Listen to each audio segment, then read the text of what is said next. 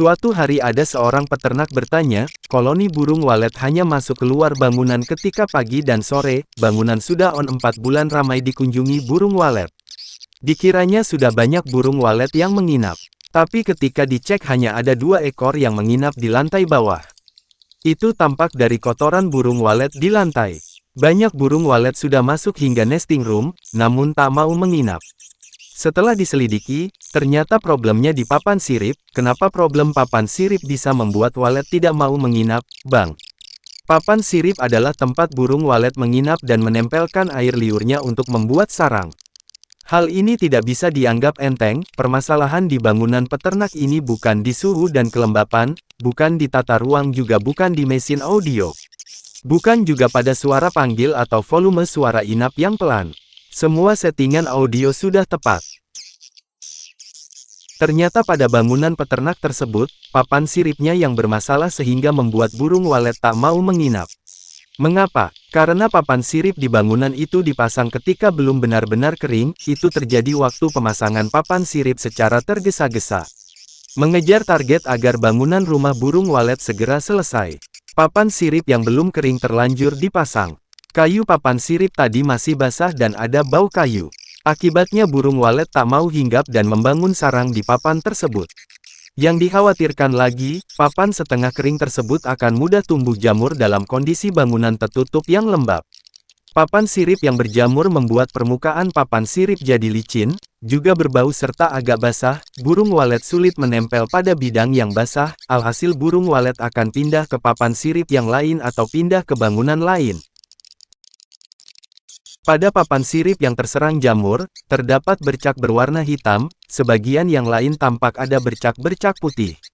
Jika bercak putih di papan sirip belum merata maka Anda sedikit beruntung karena itu awal jamur menyerang dan cepat ketahuan. Ketika masih sedikit jamur yang muncul, maka papan tidak usah dilepas. Papan cukup dibersihkan permukaannya dengan sikat kawat, dilap kain bersih kemudian disemprot obat anti jamur atau yang lain. Biarkan obat anti jamur tadi meresap ke dalam papan sirip agar jamur mati dan tidak tumbuh lagi di kemudian hari. Masalah lain selain papan berbau dan berjamur, adalah papan sirip keropos. Papan sirip keropos dialami karena pemilihan papan yang tidak selektif. Papan sirip yang dipasang dibuat dari jenis kayu muda. Ketika dipasang secara terburu-buru tanpa dijemur, maka akan mudah berjamur dan lama-lama kayu akan lapuk. Karena itu jangan gunakan papan dari kayu muda. Jika papan sirip sudah keropos, tidak ada jalan lain, kecuali mengganti dengan papan sirip baru. Dalam mengganti papan sirip yang bermasalah baik keropos maupun yang dipenuhi banyak jamur, dilakukan secara bertahap. Misal jarak antar papan sirip itu 40 cm, maka pasanglah papan sirip baru di pertengahannya. Sehingga jarak antara posisi sirip lama dengan sirip baru 20 cm saja. Setelah papan sirip baru terpasang, papan sirip yang keropos dilepas secara bertahap. Bagaimana jika papan sirip yang bermasalah tersebut sudah ada sarang burung walet yang menempel? Di sarang burung walet tersebut juga masih ada induk burung walet yang menempati. Apabila sudah ada sarang walet yang menempel, maka sarang burung walet juga diambil secara bertahap agar induk walet tidak merasa kaget dan terganggu. Misalnya di papan sirip bermasalah tadi ada 10 sarang burung walet maka ambil 5 sarang meskipun 10 sarang itu sebenarnya sudah kosong alias anaknya sudah terbang. Pada posisi bekas sarang yang sudah diambil tadi lapislah papan dengan plastik atau sesuatu yang licin agar induk burung walet pemilik sarang kesulitan membuat sarang kembali di papan tersebut. Setelah jeda 3 hari ambil kembali 5 sarang burung walet yang tersisa. Lakukan hal serupa seperti sebelumnya yaitu melapisi papan sirip yang akan diganti dengan plastik atau seng rata.